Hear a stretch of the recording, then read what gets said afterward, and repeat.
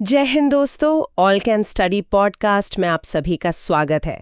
अगर आपने अभी तक हमारे चैनल को सब्सक्राइब नहीं किया है तो जल्दी से कर लीजिए। आज हम बात करने वाले हैं भारत में नागरिकता और चुनावी सूचियों के विशेष गहन संशोधन यानी स्पेशल इंटेंसिव रिवीजन से जुड़े एक गहरे विरोधाभास के बारे में।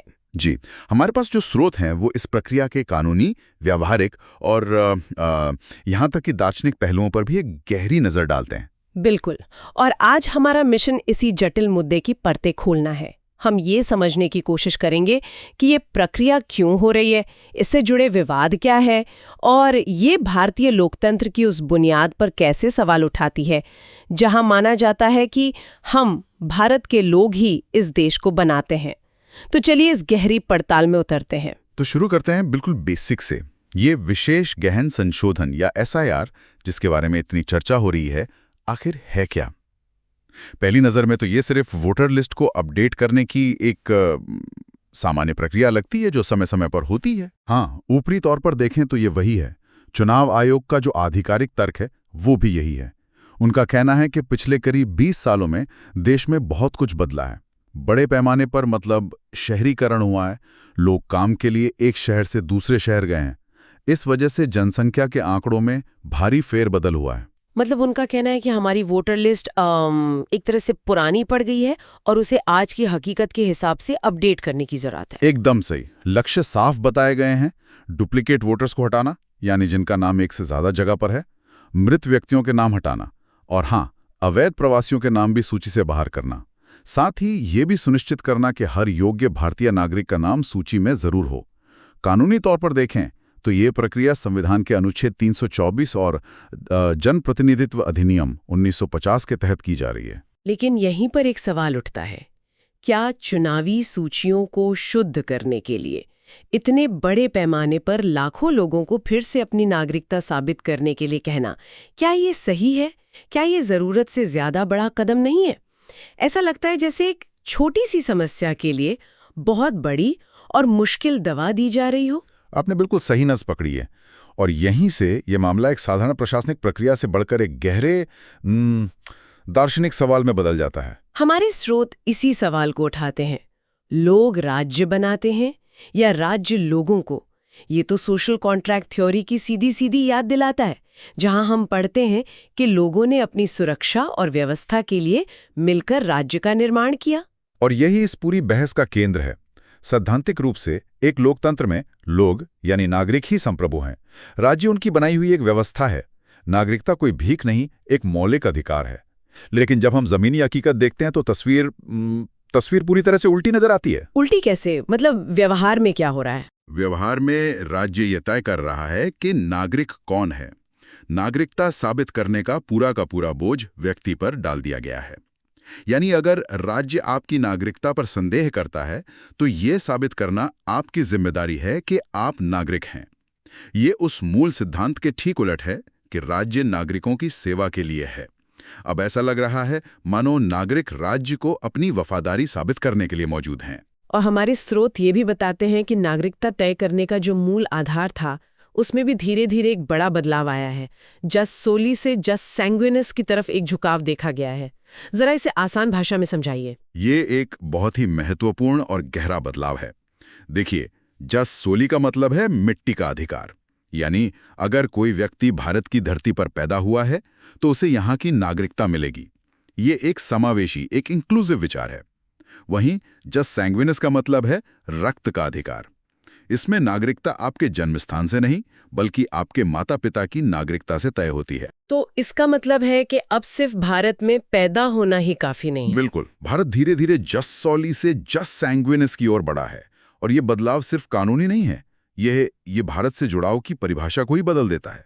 अब आपका जन्म इस मिट्टी पर होना काफी नहीं है, आपको अपनी नस्ल या खून का रिश्ता साबित करना पड़ सकता है, जो कई लोगों के लिए जिनके पास पीढ़ियों पुराने दस्तावेज नहीं हैं, एक लगभग नामुमकिन शर्त है। ये राज्य बनाम नागरिक वाली बात सैद्धांतिक तौर पर तो समझ आती है, लेकिन मुझे इस बात की चिंता है कि असल में जमीन पर आम लोगों के लिए इसका क्या मतलब है, उन्हें किन मुश्किलों का सामना करना पड़ रहा है। स्रोत कुछ ठोस उदाहरण देते हैं। हाँ, और यही पर यह मामला और भी गंभीर हो जाता है। सबसे पहला और बड़ा कानूनी सवाल तो यही उठता है कि क्या चुनाव आयोग के पास नागरिकता तय करने का अधिकार है भी? पारंपरिक रूप से ये काम गृह मंत्रालय कर रहा है। चुनाव आयोग का काम एक साफ सुथरी चुनावी सूची बनाना है, ना कि ये तय करना कि कौन भारतीय है और कौन नहीं। और स्रोत में बिहार के एक मामले का भी जिक्र है, वो काफी अजीब लगता है। वहां क्या हुआ था? बिहार का मामला बहुत ही दिलचस्प और चिंताजनक है। वहां जून 2024 से नवंबर 2024 के बीच वोटर लिस्ट को अपडेट करने की एक प्रक्रिया, जिसे स्पेशल समरी रिवीजन कहते हैं, वो पूरी हो चुकी थी। अंतिम सूची भी जनवरी 2025 में वेबसाइट पर डाल दी गई थी। मतलब काम खत्म हो गया था। तो फिर समस्या क्या हुई? समस्या ये हुई कि इसके ठीक बाद चुनाव आयोग ने अचानक उस पूरी हो चुकी प्रक्रिया को रद्द कर दिया और एक नया विशेष गहन संशोधन यानी SIR का आदेश दे दिया। इससे स्वाभाविक रूप से राजनीतिक मंशा पर सवाल उठने लगे। जब एक प्रक्रिया पूरी हो ही चुकी थी तो उसे रद्द करके लाखों लोगों को फिर से उसी मुश्किल में क्यों डाला गया? और इसका नतीजा क्या निकला लोगों के लिए? नतीजा ये हुआ कि 2003 के बाद पंजीकृत हुए लाखों मतदाताओं से कहा गया कि वो फिर से अपनी नागरिकता, पहचान और निवास साबित करने के लिए दस्तावेज जमा करें। सोचिए, जिन लोगों ने कुछ महीने पहले ही अपने दस्तावेज दिए थे, उन्हें भी फिर से उसी लाइन में खड़ा कर दिया गया। पश्चिम बंगाल का अनुभव भी कुछ ऐसा ही तनावपूर्ण रहा है, जैसा स्रोत बताते हैं, खासकर मतुआ समुदाय के लिए। बिल्कुल, पश्चिम बंगाल में इस प्रक्रिया ने खासकर मतुआ समुदाय में भारी बेचैनी और डर पैदा कर दिया। वहां लोगों से कहा गया कि वो 2002 की चुनावी सूची से अपना या अपने माता पिता का नाम जोड़कर दिखाएं। एक मिनट, 2002 की सूची? ये तो बहुत अजीब शर्त है। इसका मतलब अगर कोई शरणार्थी परिवार 2003 में भारत आया तो उनके पास तो अपनी नागरिकता साबित करने का कोई रास्ता ही नहीं बचा। आपने सही समझा। उनके लिए ये शर्त पूरी करना लगभग नामुमकिन था। और इसका जो मानवीय पहलू है वो दिल दहला देने वाला है। स्रोत में इस बात का साफ उल्लेख है कि अपनी स्थापित नागरिकता खोने के डर से लोगों में इतना तनाव और हताशा थी कि आत्महत्याओं और सदमे से हुई मौतों की खबरें भी सामने आईं। ये सुनना ही बहुत भयानक है। सिर्फ अपनी नागरिकता खोने का डर लोगों को इतने हताश कदम उठाने पर मजबूर कर रहा है। ये सिर्फ एक प्रशासनिक प्रक्रिया नहीं, बल्कि लोगों की जिंदगी और मौत का सवाल बन गया है। दुर्भाग्य से हाँ। और ये इतने महत्वपूर्ण निर्णय जो किसी की पूरी जिंदगी को पलट सकते हैं, आखिर ले कौन रहा है? क्या ये कोई हाई लेवल कमेटी करती है? यहीं पर सिस्टम की एक और बड़ी खामी सामने आती है।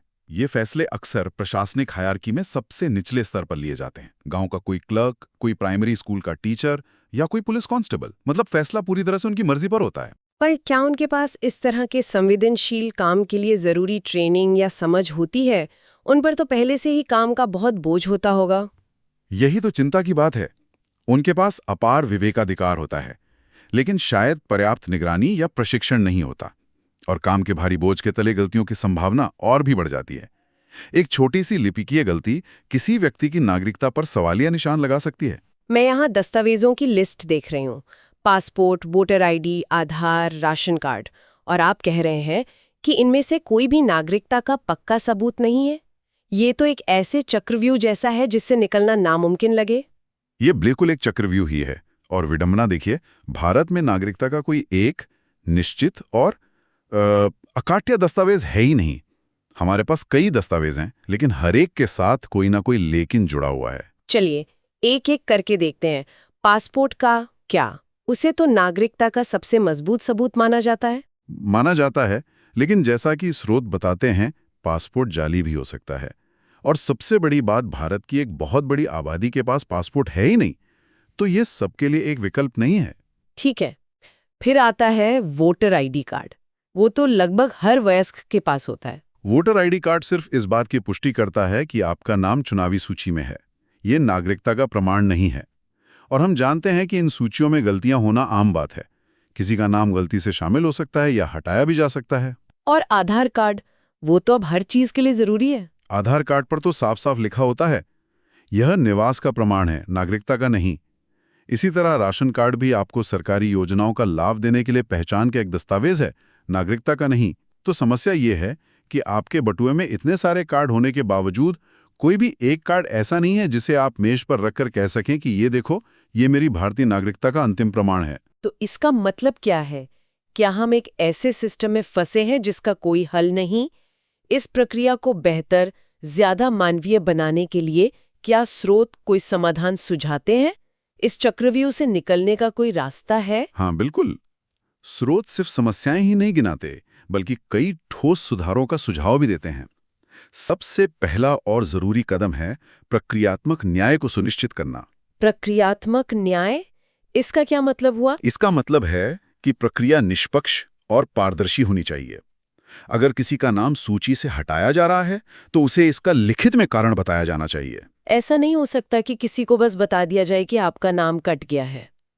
क्यों कटा, किस आधार पर कटा, ये जानने का उसे पूरा हक है। और अगर किसी को लगता है कि उसका नाम गलत तरीके से हटा दिया गया है, तो उसके पास क्या विकल्प होना चाहिए? आदमी उसे कर ही ना पाए। साथ ही जो संदिग्ध मामले हैं, जहां व्यक्ति गरीब है या उसके पास कानूनी लड़ाई लड़ने के साधन नहीं है, वहां उसे सरकार की तरफ से मुफ्त कानूनी सहायता भी मिलनी चाहिए। और दस्तावेजों की सुलझन को सुलझाने के लिए क्या किया जा सकता है? सुझाव यह है कि प्रक्रिया को सरल बनाया जाए। 100 तरह के दस्तावेज मांगने के बजाय ये नियम बनाया जाए कि कई मान्य दस्तावेजों में से कोई एक भी अगर व्यक्ति दे देता है, तो उसे स्वीकार किया जाएगा। लोगों को दस्तावेज जमा करने के लिए पर्याप्त समय और एक ग्रेस पीरियड भी मिलना चाहिए, ताकि वे हड़बड़ी में कोई गलती ना करें। ये तो बहुत जरूरी है, खासकर उन लोगों के लिए जो दूर-दराज के इलाकों में रहते हैं या कम पढ़े लिखे हैं। बिल्कुल। इसीलिए स्रोत इस बात पे भी जोर देते हैं कि कमजोर वर्गों, जैसे कि आदिवासी समुदायों, घुमंतू जनजातियों या आपदा प्रभावित क्षेत्रों में रहने वाले लोगों के लिए, उनके लिए विशेष सहायता डेस्क बनाए जाएं और जागरूकता अभियान चलाए जाएं, ताकि उन्हें प्रक्रिया की सही जानकारी मिल सके और वे किसी धोखे का शिकार ना हों।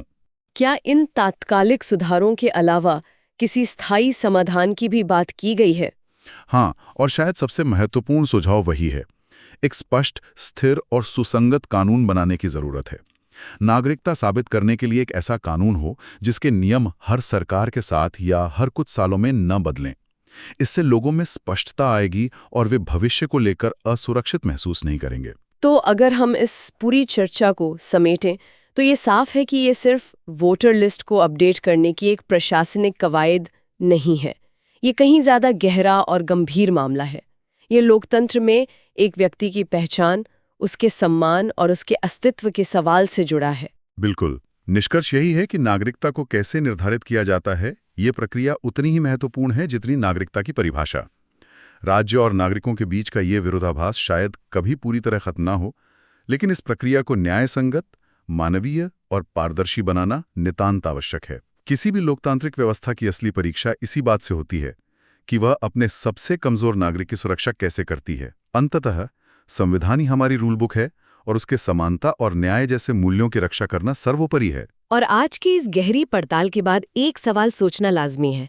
अगर नागरिकता साबित करने का कोई एक स्पष्ट दस्तावेज नहीं है, तो क्या हमारी नागरिकता की नींव कानून से ज्यादा एक प्रशासनिक अधिकारी के विवेक पर टिकी है? और इस व्यवस्था में सबसे कमजोर व्यक्ति की सुरक्षा कैसे सुनिश्चित की जाती है? इस सवाल पर जरूर सोचिएगा। ऐसी ही जानकारी के लिए सब्सक्राइब कीजिए ऑल कैन स्टडी को। Thank you. चलिए नेक्स्ट वीडियो पर मिलते हैं।